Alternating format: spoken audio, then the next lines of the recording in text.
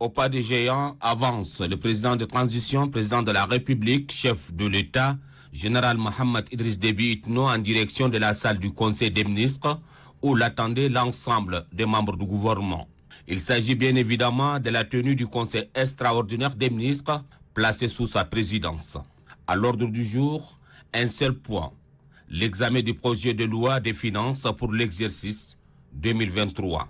L'examen du projet fait ressortir que ce budget est conçu dans un contexte particulier, marqué par la mise en œuvre de la seconde phase de la transition et qui est consacré à la mise en œuvre des résolutions et recommandations du dialogue national inclusif et souverain, incluant notamment la mise en œuvre de l'accord de paix de Doha et la préparation et la tenue d'un référendum constitutionnel en 2023, une étape clé pour aller vers les élections libres et démocratiques en 2024. Ce projet de loi est aussi une réponse aux attentes des populations dont le chef de l'État tient mordicus. Conformément aux orientations du chef de l'État, ce projet de loi de finances se doit aussi d'apporter des réponses concrètes aux préoccupations des populations tchadiennes.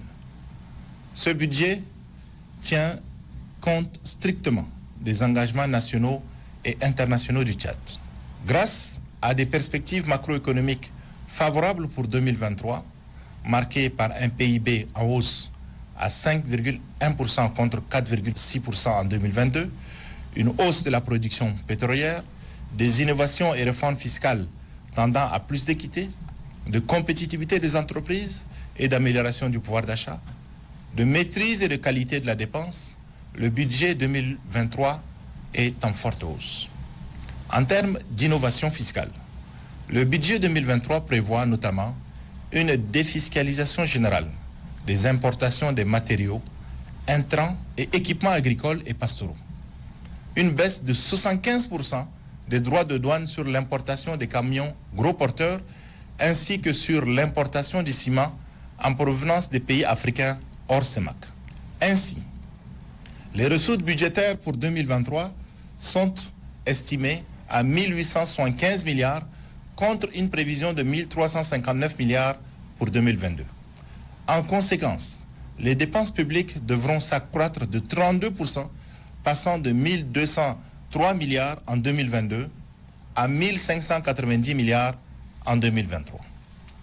Ces dépenses pour l'exercice 2023 sont orientées principalement sur les points suivants.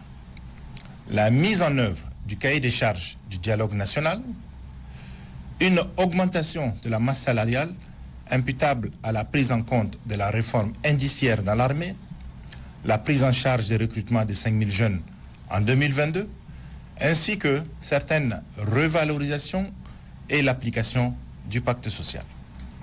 Une hausse sans précédent des investissements sur financement extérieur, plus de 239 milliards en 2023. La route du développement passe par le développement de la route. En matière d'investissement, un ambitieux programme verra le jour en 2023, notamment pour financer ou relancer les projets suivants. Les routes Djouman-Laye, N'Djamena-Durbali, Durbali-Massegna, Pala-Léré, Mao-Ngouri ainsi que les voiries de Mao, Moussoro-Chadara ainsi que les voiries de Moussoro, Ngura N'Djamena-Blala Ati, Mongo Aboudeya et la route à 4 voies N'Djamena-Massaguet. Il s'agira aussi de poursuivre et finaliser le deuxième pont sur le Chari. Les études en vue de la construction du deuxième pont entre N'Djamena et Koussiri, celles relatives à la construction du pont Mogo-Bousso, la finalisation du pont de Kundjuru, ainsi que la construction et la réhabilitation des ponts de la Pende, de la Niapende et des Monts de l'Âme. La construction des ouvrages d'art et de franchissement sur les axes Amtiman-Aboudeya, Singako-Amtiman, Faya-Kirdimi-Yebibou, Gozbeda-Abéché, Abéché-Amzouer-Gereda-Iriba, Amdjaras, Biltin-Iriba et Biltin-Arada-Kalaït-Kaura, la construction des voiries urbaines à Amdjaras, Bongor, Doba, Faya, Mao, Massegna, Mongo, Moussoro et Pala. la construction des centrales solaires en N'Djamena et dans les principales villes des provinces et la réception des centrales électriques thermiques de Fada, de Fianga, Pala, Gozbeda et Léré, ainsi que la centrale à gaz de Moundou. Sur les ressources extérieures seront entamées ou poursuivies les constructions de routes visant à désenclaver le pays et le connecter aux pays voisins. Il s'agit de N'Djamena, Gelendeng, Bongor, Moundou, Koutere, frontière du Cameroun, Abéché, Ablain, frontière du Soudan, Nguri, Bol, Liwa, frontière du Niger, Kiabe, Singako et Kolopala, ainsi que le pont Bongor-Yagua. Un pont à double voie à Moulkou, un autre pont à Doba ainsi qu'à Manda et 2 ponts sur le fleuve Mandoul, à savoir Ndila et Dora. Après l'adoption de ce projet d'avenir par le Conseil, le président de la République a donné des directives et des orientations au gouvernement qui sont... L'exécution du budget 2023 doit répondre en priorité aux obligations et engagements du cahier des charges issu du dialogue national inclusif et souverain. La sauvegarde de la paix et de la stabilité. L'obligation du gouvernement est une obligation de résultat à travers une gestion efficiente et transparente du budget dont l'exécution commence dès janvier 2023.